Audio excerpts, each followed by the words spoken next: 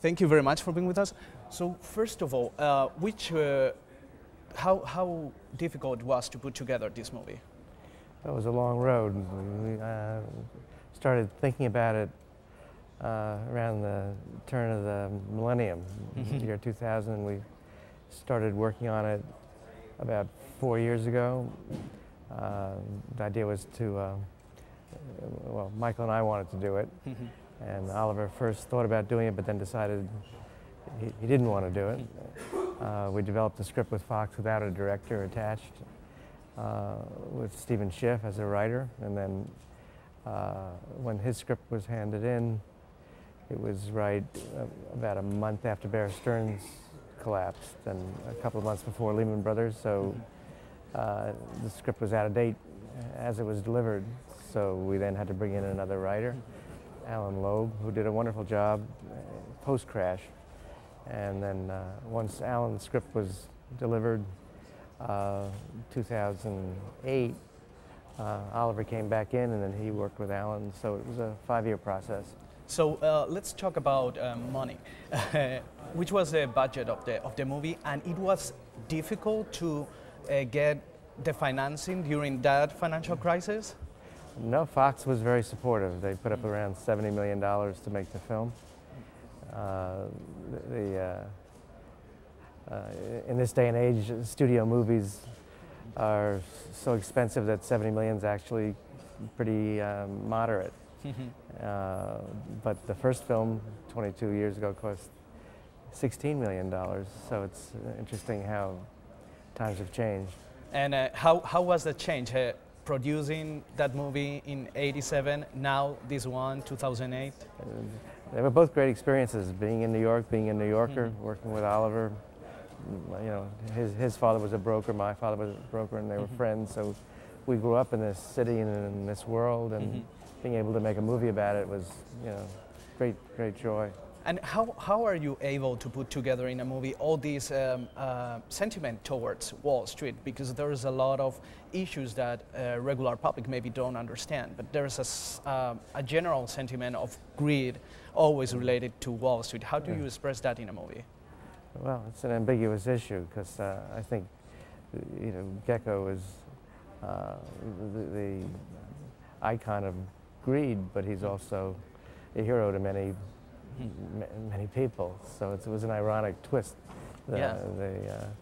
And just a last question also, going back to financial crisis, movie industry was battered also by the financial crisis.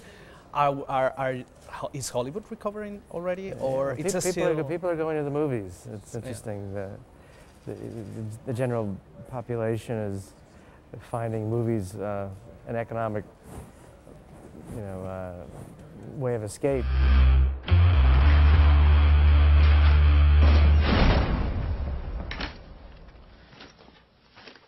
One silk handkerchief, one watch,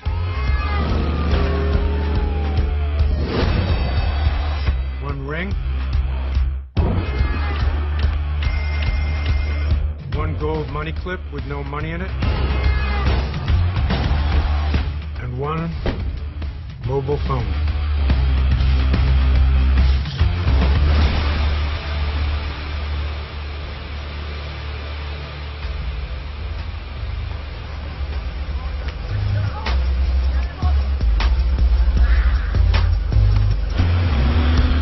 Someone reminded me I once said greed is good. Now it seems it's legal. No matter how much money you make, Mr. Gecko, you'll never be rich. Why don't you start calling me Gordon?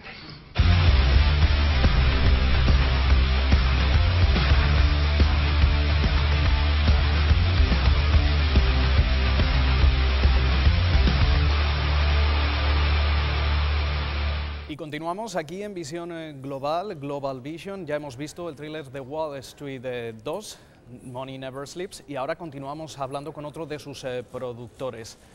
Thank you very much for being with us. So, which troubles, there was any trouble funding the movie during a really tricky financial environment? I think what the occurrence of making the film in reference to the budget, I think we were put on a tight budget. The movie is made by 20th Century Fox, and this is a copyright or a project that they owned from the original for many, many years. So for them, it wasn't a case, it wasn't like we were going out and putting the pieces of the money together. But the studio at that time gave us pretty much a very similar budget to the original movie with inflation included. So we had a very similar schedule. Actually, Oliver and I went back and looked at the original schedule of the movie, so it was about 57, 58 days, which is very similar to the original. So, you know, I would say that we definitely we had tight constraints in the overall size of the movie, and one of the nice things that we had the option to, or what we were able to utilize, is that New York City and the state of New York offers a tax break. So we were able to come here, shoot in the city, which we absolutely had to, but we were able to utilize a tax incentive that they offered for films to come in, which was helping to try to drive business back at that time, which it still is today. So, talking about LA versus New York, I would like you to continue commenting on that. Why all the movie industry it's in LA, while other cities like New York give tax breaks and encourage that industry here? I think it's a really great point. I think that you know, California in general is very much trying to figure out their budget and figure out how to kind of run their state. And I think as they kind of figure that out, hopefully they'll offer some incentives to shoot there. Yes, the industry's there, it's based there, the studios are there. The same way Hollywood is Hollywood, Wall Street is Wall Street. It's you know, very much where, you know, I spent 15 plus years living in New York before I made the move to California to actually, I worked in the business here, but eventually it's a place where you do go. What's great about New York and some other cities here in the United States, what they're trying to do is incentivize you to come to their cities and make the movies there, because what you're doing is if say the budget of your movie is $40 million, there's a good chance that 20 of that 40 million is going to be spent in that state, and that drives revenue for everything from hotels to service industries, car rentals, as well as a lot of employment of local crew. So that really helps the economy in cities around the country, and that's why certain states offer that to bring you into those cities to work. And how did it affect to the movie, like the storyline, all the financial events we went through? We went through the collapse of Lehman Brothers, Bear Stearns being bought by JP Morgan. We also saw Bernard Madoff scandal. How this affect the movie? Hugely, actually. There were two sides of it. One side of it was we really try to integrate little bits and pieces of what was going on in the real, kind of like winks to the audience. For example, the opening sequence when you come up and you see the building for the first time. The building that we're actually panning up on is the Lipstick Building. We pan right by Bernie Madoff's floor. So that building, like, if people who know that are on Wall Street, or even people who follow the crisis of the Madoff, it's just a little wink to the audience to say, hey, that's where it all went down. Then the camera turns and goes into the office for the first time, and you're introduced to the film. But in the research and the putting together of the story, it was very instrumental, because you're looking at everything that had just happened, and it was very fresh. It was like a wound that wasn't healed yet, and we spent a lot of time meeting with a whole bevy of people on Wall Street and saying, can we have 20 minutes of your time and tell us what, how that crisis affected you, or how you were. Some of these guys were intimately involved with some of these things. So it was pretty incredible, and it really helped drive the storyline.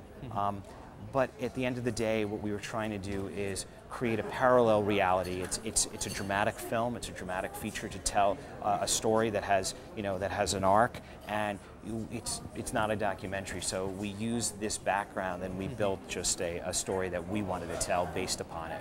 But it was actually the catalyst of the movie getting made, because Oliver was not.